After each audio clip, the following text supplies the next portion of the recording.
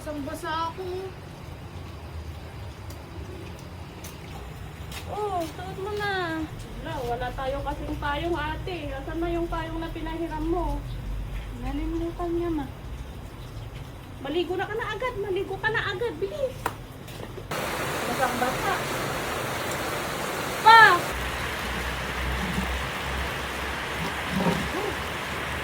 Basang-basa ka, oh! Parehas na yung mag-ama. Nagpaulan. Pinakain ko yung bakit ko. Ayun, mabutan ako ng ulan. Kaya, dapat ang libre shower, oh.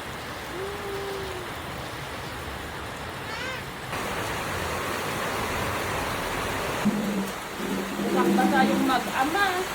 Alam ko na, ilulutuin ko sila ng noodles para pampainit.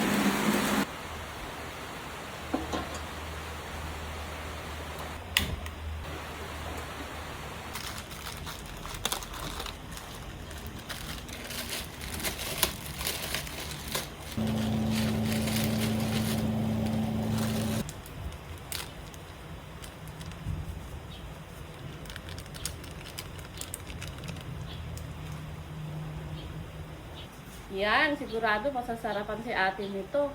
Makakahigop siya ng mainit na sabaw. Pero mas masarap sana pag may itlog. Alam ko na kung saan ako kukuha ng itlog. Alam ko na. Kuha ako ng itlog.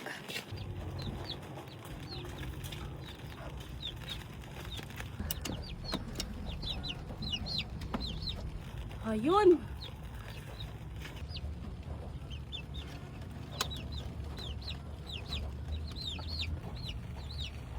Sakto to sa noodles. Hingi lang ako ng dalawa.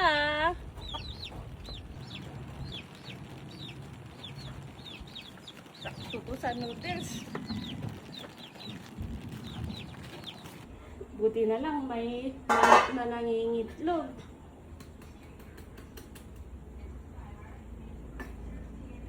Baka ubo siya.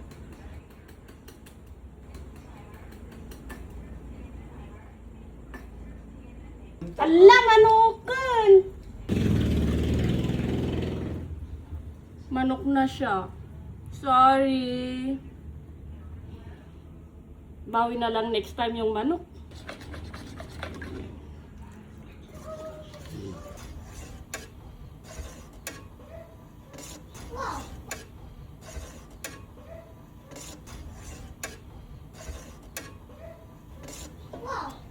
Ay, sarap nito. Sigurado may initan ng tiyan ni ate at ng papa nito. Tsaka si Ading. Sarap humigop ng mainit na sabaw tuwing umuulan. Ito na, luto na ang sabaw. Ate, pa, Ading, halina kayo. Maghigop na tayo ng sabaw. Luto na, oh. Wow! Wow! Sakto to. Sakto Ang to. lamig kasi. Ang lamig kasi.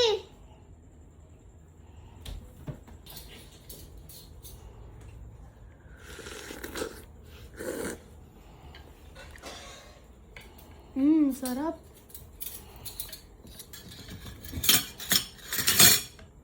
Wow, may itlog pa. Siyempre naman anak, kinuha ko yung itlog ng manok natin. May balut, may sisiw pa nga eh. Ha? Ma! Yung manok! Dalawa lang ate. Mangingitlog din yun ng mas marami. Okay? Ha?